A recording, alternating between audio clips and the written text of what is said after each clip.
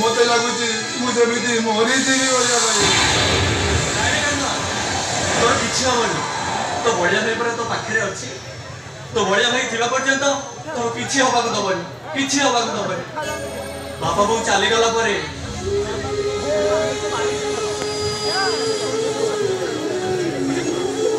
तते मुझे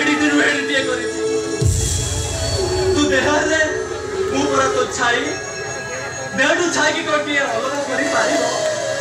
तू देखिबु रे कानुआ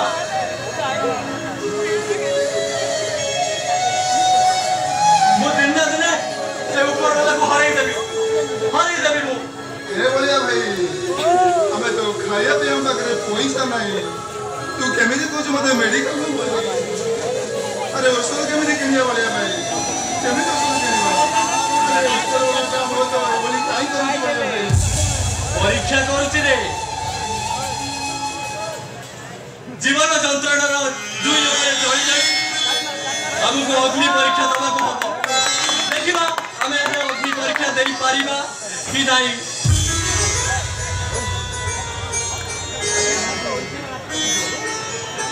रामायण रे राति पाइले राजा होगा रामचंद्र को भी 14 वर्ष वनवास जीवाकू पड़ीला आमे तो छाड़ मनीषटीए